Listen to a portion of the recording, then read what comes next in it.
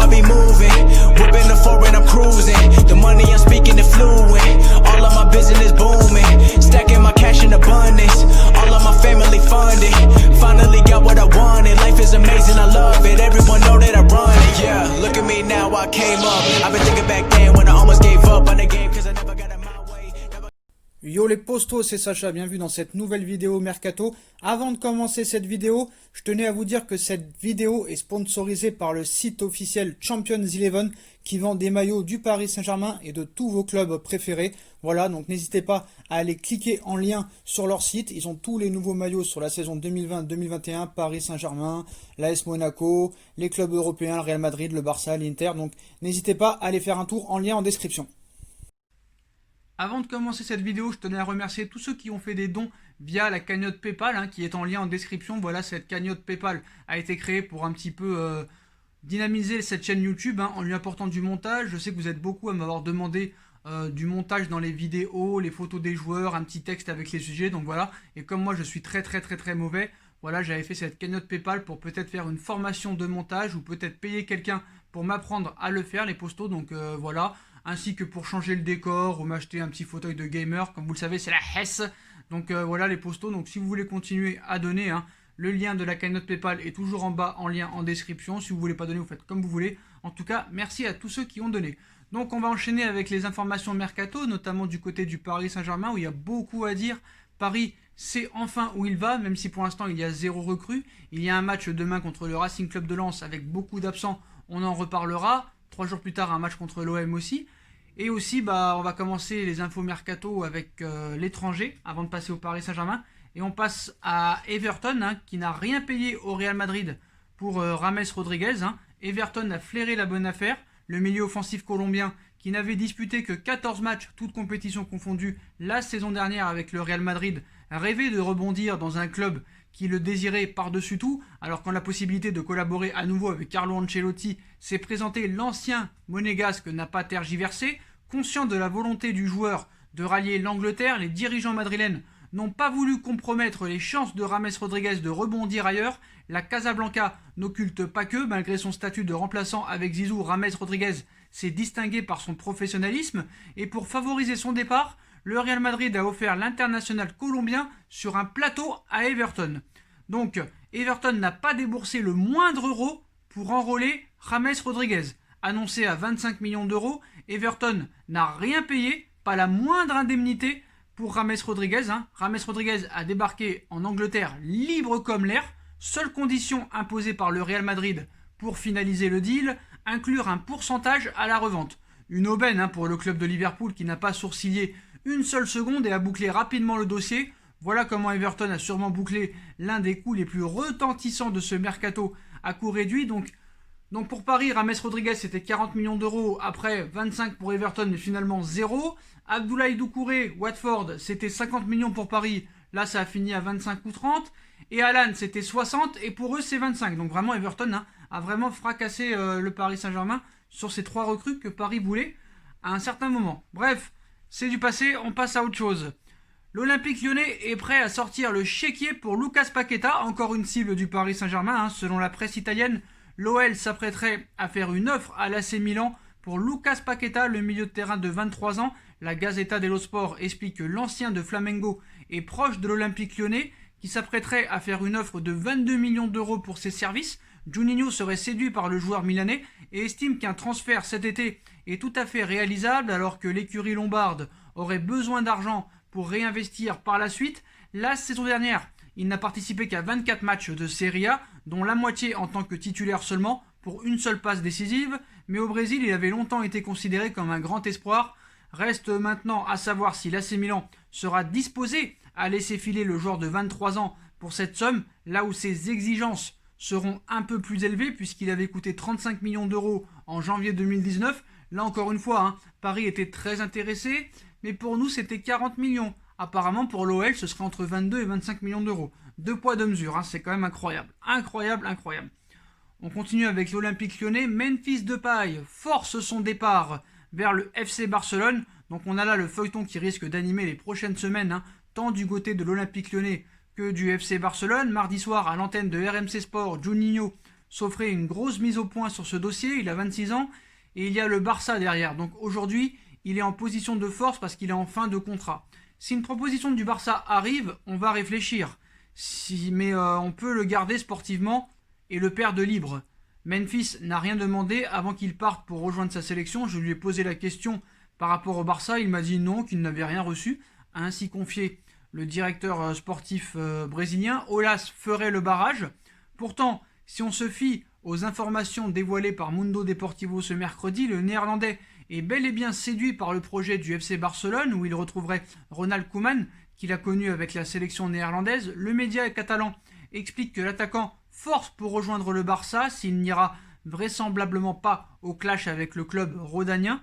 Il n'a qu'une idée en tête, rejoindre l'écurie de la Liga. Les déclarations du joueur cité ci-dessus sont aussi considérées comme un moyen de pression vis-à-vis de l'OL pour le média.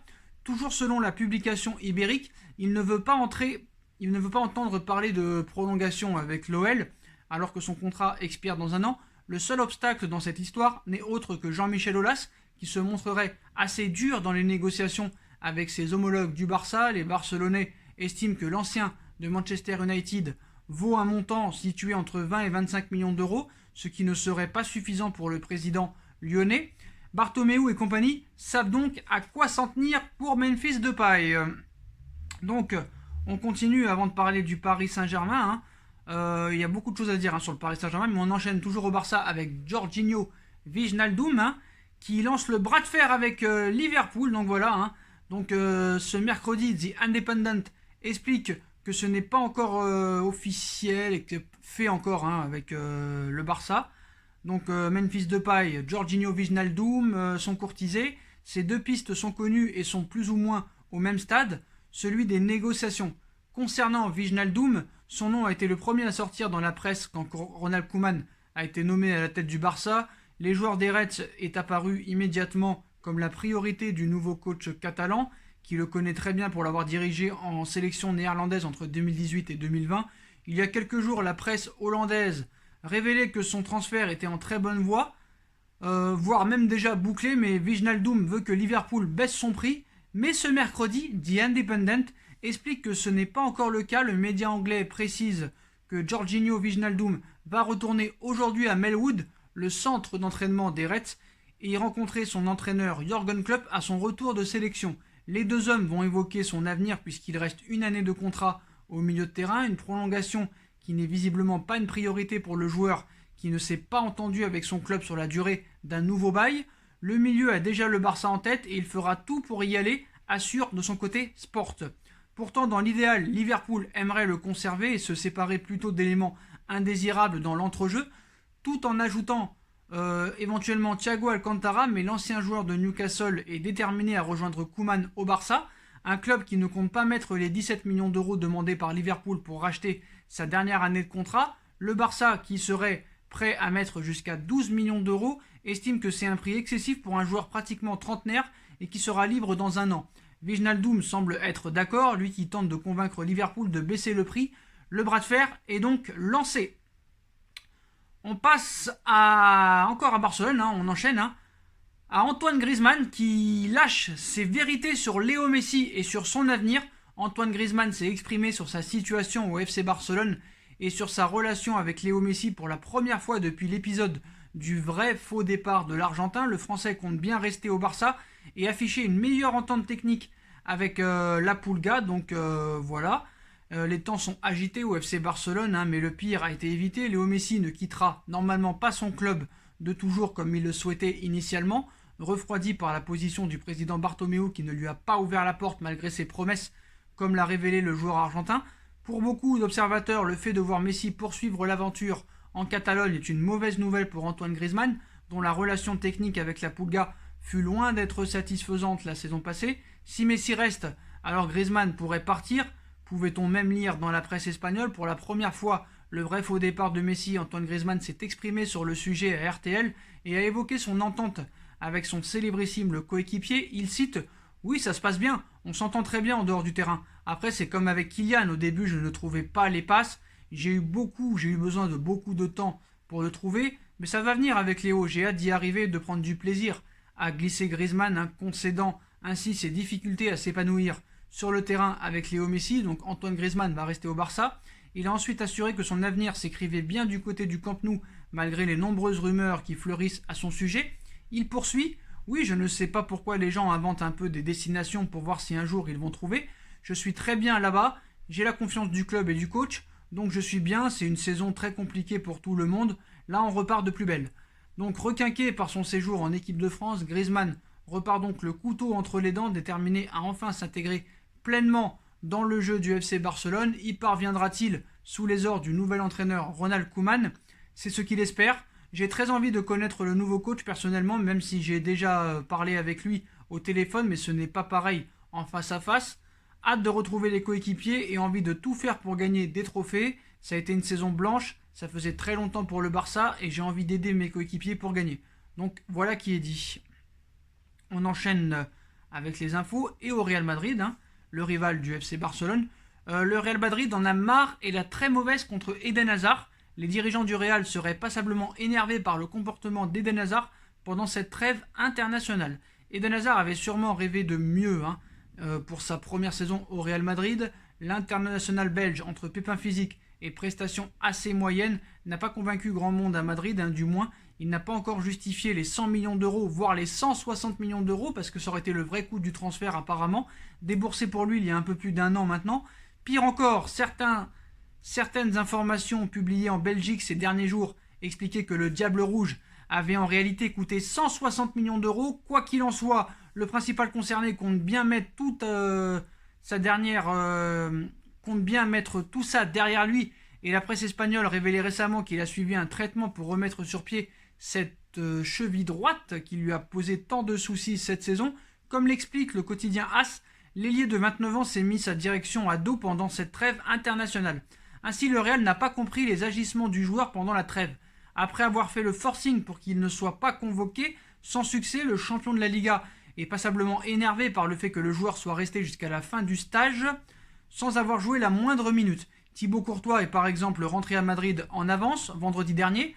Pour la direction du Real, Hazard était en Belgique pour ne pas jouer plus tôt que de s'entraîner avec l'équipe de Zizou, alors qu'il sait que tous les regards sont braqués sur lui cette saison, une responsabilité que l'état-major merengue attribue aux joueurs et non à la fédération belge. Roberto Martinez, le sélectionneur, avait pourtant prévenu qu'il ne prendrait aucun risque avec le joueur star de son équipe et qu'il était possible qu'il ne joue pas. Autant dire que cette saison 2020-2021 ne commence pas de la meilleure manière pour le Belge, qui a intérêt à répondre sur le terrain dès la reprise, parce que ça commence à faire beaucoup pour Eden Hazard. Donc on va passer un petit peu au Paris Saint-Germain maintenant. Donc voilà, à l'étranger on a tout dit. Par rapport à l'histoire du Covid-19, par rapport à Kylian Mbappé, Didier Deschamps a répondu à Leonardo, interrogé en conférence de presse au sortir de la victoire face à la Croatie 4-2.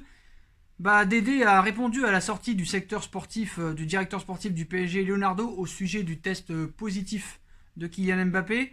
Donc c'est un manque de respect de ne jamais communiquer avec le club. On n'a parlé avec personne, on n'a parlé qu'avec Kylian. C'est nous qui avons fait pression, c'est inacceptable. Ce lundi soir, le directeur sportif du PSG Leonardo s'est emporté contre la Fédération française de football, évoquant un manque de respect de la part de l'instance dirigeante du football français après avoir appris par la presse que sa star Kylian Mbappé avait été testé positif au Covid-19. Ce mardi, au sortir de la victoire des Bleus contre la Croatie, Deschamps a tenu à répondre aux Brésiliens. Les relations avec le PSG, elles ne sont pas difficiles. Je vais tout reprendre. Ça va peut-être être un peu long. Je vais être factuel et chronologique. Au sortir de la séance, Kylian a un test positif. On part au plus pressé, on l'isole du groupe. Dans le même temps, on a 10 tests en attente qui arrivent au compte-gouttes. On a pris en charge Kylian pour qu'il rentre chez lui. J'avertis le staff et tous les joueurs. Il y a besoin d'une confirmation du laboratoire pour un test positif. Ça prend du temps. Ils refont une analyse. Cette information, on a dû l'avoir vers 22h, a-t-il lâché avant de poursuivre. Entre-temps, l'un d'entre vous a sorti la formation. À partir de là, nous avons décidé de faire un communiqué. Voilà ce qui s'est passé. On était dans l'urgence. Sincèrement, si on avait prévu, on aurait eu plus de temps. Mon docteur, il est sur son ordi à attendre s'il y a 1 ou 2 de plus. À aucun moment, je suis désolé pour le Paris Saint-Germain et ses dirigeants. Je ne peux considérer qu'on a manqué de respect à qui que ce soit. C'est une situation d'urgence, a-t-il expliqué avant de conclure. Le plus important, ce n'est pas la forme, c'est le fond. C'est Kylian. Sur ce stage, le contexte a pris plus de place que le football. On n'est pas parfait, mais à aucun moment, ce n'est manquer de respect à qui que ce soit, a-t-il conclu. Une mise au point qui a le mérite d'être claire. Reste à savoir si les différents acteurs en resteront là. Donc voilà un petit peu pour les messes basses et les clashs. On va passer maintenant au mercato du Paris Saint-Germain. Donc apparemment, Paris veut faire un grand ménage cet été. Eh oui. Et c'est incroyable. Donc apparemment 10 joueurs, j'ai bien dit 10 joueurs, seraient sur le départ. C'est quand même incroyable. Donc 10 joueurs sur le départ, on a envie de savoir lesquels, même si on sait un petit peu quels seraient ces joueurs sur le départ. Mais quand j'ai vu cette liste, j'ai trouvé ça quand même assez incroyable. Donc comme vous le savez, Paris a besoin de vendre pour déjà alléger la masse salariale et pour pouvoir recruter un peu plus. Donc c'est quand même intéressant. Bon, ça va être compliqué de vendre très très vite parce que comme vous le savez, Paris a beaucoup d'absents via le Covid et via les départs qui n'ont pas été remplacés. Donc apparemment Paris veut faire la grande lessive. Donc le PSG a besoin de liquidité en vendant des joueurs et est prêt à employer les grands moyens pour cela. Donc Mbappé a mis un coup de pression la semaine dernière, demandant des recrues de premier choix pour continuer à se rapprocher d'un sacre européen en Ligue des Champions. Les dirigeants du PSG le savent néanmoins, impossible de lâcher des dizaines de millions d'euros d'un coup de baguette magique. Il faut d'abord vendre, une mission que Leonardo pensait certainement plus facile, mais chaque dossier est incroyablement compliqué, au point d'avoir provoqué un élargissement des candidats au départ forcé ces derniers jours. Si le PSG rêvait de céder Julian Draxler et Alphonse Areola, on en reparlera d'Areola rapidement pour récupérer une somme non négligeable, l'Allemand n'a pas du tout envie de partir et le Français ne fait pas l'objet d'offres dehors de prêt. D'ailleurs, si, Alphonse Areola devrait être prêté à Fulham. Donc voilà, promu en Première Ligue. Même chose pour Idrissa Gueye, qui ne sera pas retenu, mais n'envisage un transfert qu'en cas de grosses offres venues d'Angleterre, ce qui n'est pas le cas pour l'instant. Et la liste des joueurs que le PSG met sur la liste des transferts ne cesse désormais de s'allonger. Et Muner, le Parisien, qui arrive au total de 10 joueurs. Le quotidien francilien cite en effet que Colin Dagba, qui n'a pas convaincu Thomas Tuchel, Ander Herrera, intéressant dans le Final 8, mais décevant sur la saison, et Abdou Diallo, qui n'a pas l'étoffe d'un titulaire sur la liste des partants potentiels. À cela s'ajoute l'inévitable Ressé pour qui n'importe quelle offre sera bonne à prendre. Chez les jeunes, le PSG est prêt à écouter les offres pour son troisième arrière-gauche, Michel Baker, et son défenseur central, Loïc Mbesso, voire même pour le prometteur Arnaud Kalimuendo. Du haut de ses 18 ans, l'avant-centre considéré comme une grosse promesse du centre de formation pourrait faire très rapidement ses débuts en Ligue 1, mais aussi rapporter gros et rejoindre les rangs des joueurs vendus en urgence par le PSG, donc faute de réussir à le faire avec ses éléments les plus expérimentés. Donc voilà, Paris cherche apparemment à vendre beaucoup de joueurs et à chercher beaucoup de liquidités. Donc je l'ai dit, c'est chaud entre Fulham et Areola. Alphonse Areola ne sera a priori pas dans les buts du PSG jeudi soir pour affronter Lens. Revenu au sein de son club formateur, le portier de 25 ans est en instance de départ et Fulham est très intéressé à l'idée de recruter le portier français âgé de 27 ans. Les choses ont très bien avancé ces dernières heures et l'international tricolore est tout proche de s'engager avec le club promu en Première Ligue. Les Cottagers rechercheraient activement un gardien pour sa saison de Première Ligue et ils ciblaient un gardien de niveau international âgé de moins de 28 ans. Alphonse Areola coche toutes ces cases et cela tombe bien, il adore la ville de Londres où il possède une maison. Également courtisé par Rennes, il a donné sa préférence au club londonien où il devrait être considéré comme le titulaire du poste. Le dossier pourrait être ainsi bouclé dans les prochaines heures. Donc voilà pour les départs.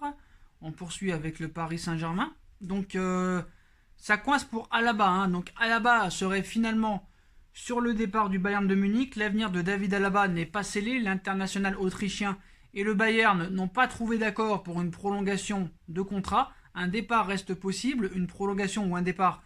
David Alaba et le Bayern ont manifestement beaucoup de mal à trouver un terrain d'entente, alors que le défenseur international autrichien arrive en fin de contrat en juin 2021. Les deux parties négocient de longue date pour une prolongation qui ne vient toujours pas, affirme le média allemand Bild.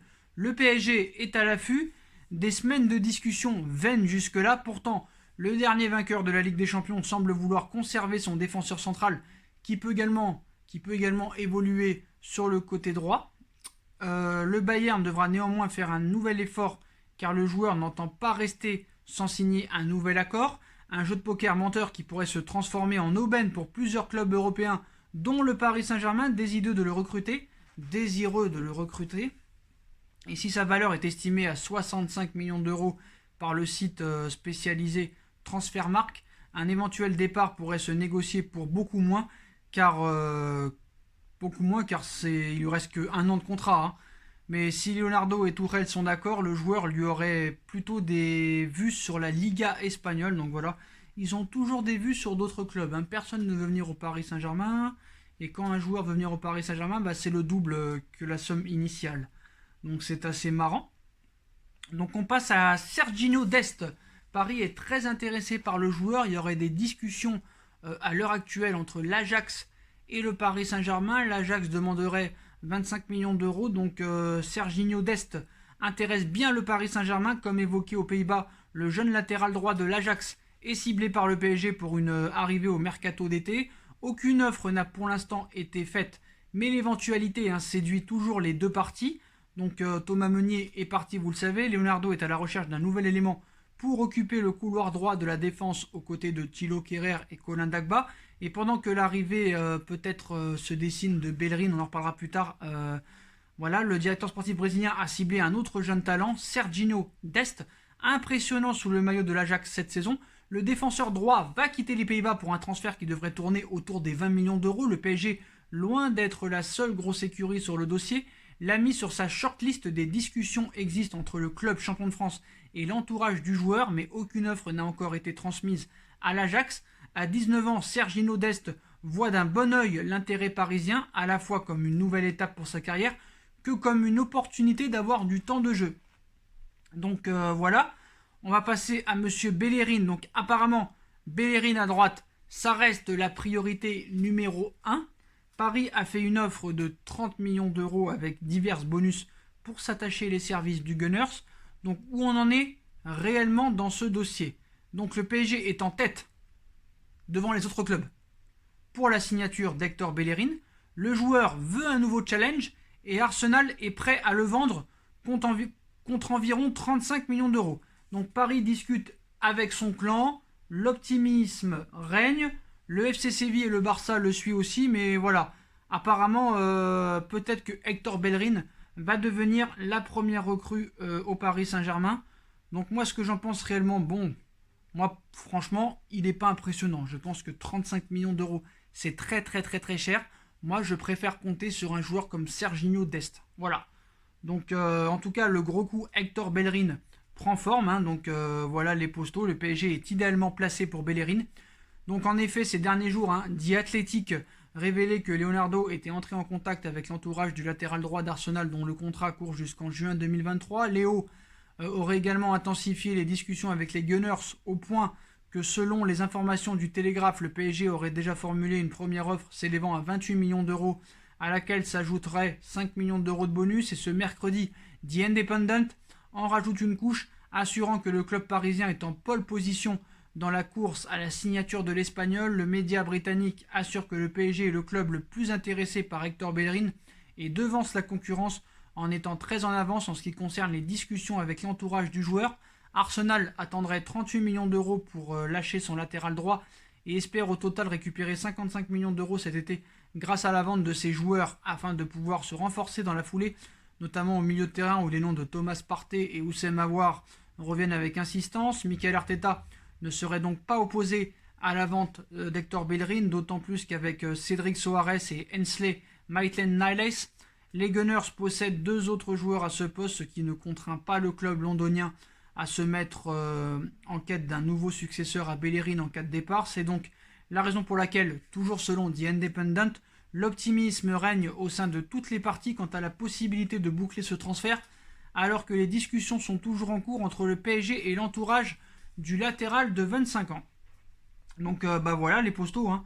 Voilà toutes les informations mercato de la journée. Qu'est-ce que je peux vous dire de plus? Je pense qu'on vous a tout dit pour l'instant. Je pense qu'il va y avoir d'autres informations dans la soirée, parce que c'est vrai que c'est la soirée où les infos mercato diffusent et enchaînent. Donc on verra ce qui se passe dans les prochaines heures. Donc qu'est-ce qu'on a d'autre à dire? Oui, le PSG est toujours en course dans la signature à Kalidou Koulibaly. Le problème, c'est le prix, mais bon, presque avec les ventes, si Paris enchaîne les ventes, peut-être qu'il y aura possibilité d'acheter Kalidou Koulibaly. Mais en tout cas, d'après Di Marzio, Paris est toujours intéressé par Kalidou Koulibaly. Donc voilà. Ça, on l'a dit. Donc voilà, les postos. Voilà. On vous a tout dit, les postos. Donc voilà pour cette vidéo Mercato et ActuFoot. Comme d'habitude, dites-moi en commentaire ce que vous en pensez. Je compte sur vous pour bombarder la barre de like. On like, on partage, on commente, on s'abonne. On active la petite cloche pour être tenu au courant des vidéos qui vont sortir. On me rejoint sur mes différents réseaux sociaux, ainsi que sur la cagnotte PayPal, si vous voulez continuer à faire des dons, si vous appréciez mon travail, si vous voulez m'aider en quête de cette formation de monteur, ou pour changer un petit peu le décor, ou pour acheter un fauteuil de gamer, ou voilà, si vous voulez m'aider, n'hésitez pas à participer. C'est comme vous voulez, les postos, le lien est en bas en description. Puis n'hésitez pas aussi à venir me rejoindre sur ma deuxième chaîne YouTube No Feeling. Voilà les postos, tout sera en bas en lien en description. Voilà les postos, je vous souhaite à tous une bonne continuation, prenez soin de vous et à très vite pour une nouvelle vidéo les postos. Tchuss.